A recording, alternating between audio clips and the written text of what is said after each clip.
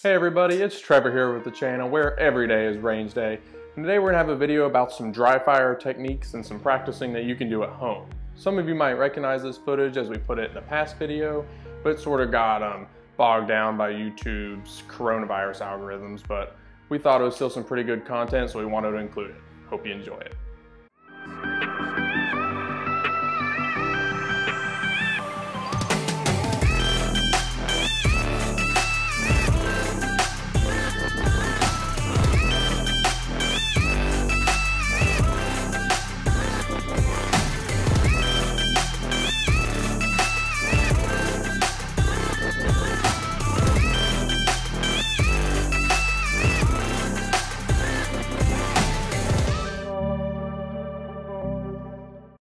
Alright, so one of the first things I like to do before I practice any dry fires or reloads is to just lay out everything that I'm going to be using and make sure that everything's cleared and there's no magazines or loaded weapons.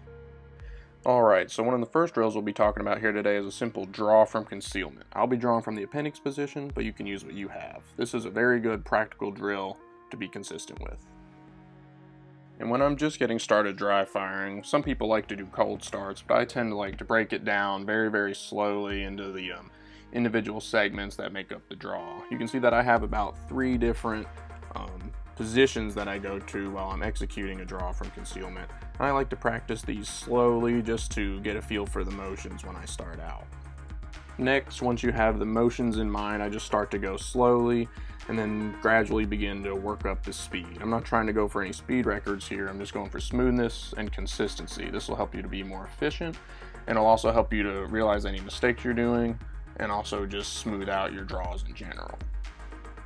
And as I go with this, I'm just trying to increase my speed a little bit each time, and I'm never aiming to go full out 100% as fast as you can. It tends to get sloppy around here, and aiming for about a 80% or 90% speed that you consistently execute your draws at well is a pretty good target to go for.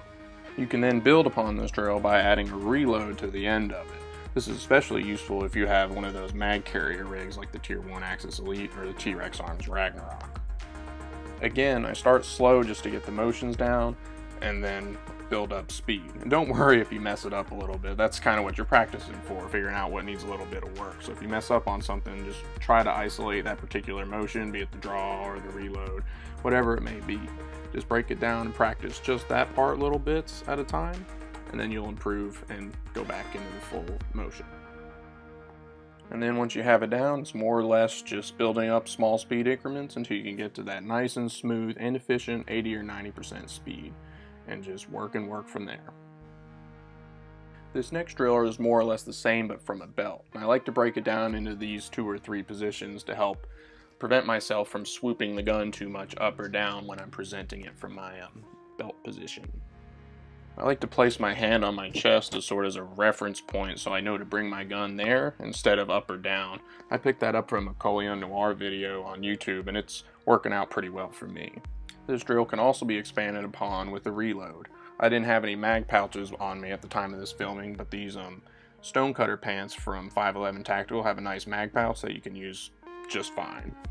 And it's just the same as drawing from appendix. Slow it down if you need to and just focus on being smooth. This first rifle drill here is the simplest and arguably one of my favorites. It's just a simple ready up from a low ready position. This helps you get better at picking up your reticle. I just like to pick a consistent spot in one corner of the house. I'm using the Holosun 510C, and I can just tell you I love this thing. The reticle is awesome, and it's been a great sight for me so far. This next drill just adds in some simple target transitions. I like to pick the same 2 or 3 objects across the room and practice transitioning between them, with my eyes leading and the rifle following. Again, always make sure your weapon is always pointed in a safe direction when doing this drill. And last but not least, of course, we have reloads. Again, I'll start kind of slowly just to get a feel for the motions and then gradually work my speed up, going for that same 80 or 90% consistency. If I have trouble with something, I'll slow it down and isolate that particular part of the movement. Otherwise, I just build up my speed in increments and find that sweet spot. And again, don't worry if you mess anything up. Just slow it down, fix what you need to, and get back to finding your nice 80 to 90% point of speed and consistency. Alright everybody, that looks like it's going to be it for the video today on some dry fire tips and practices that you can do at home. If you like the video, feel free to leave a like below, and if you have any questions, of course, leave them down below in the comments and we will get back to you. And if you want to stay tuned for some more cool videos from Range Day, make sure you subscribe to the channel, where every day is Range Day. Thank you for watching.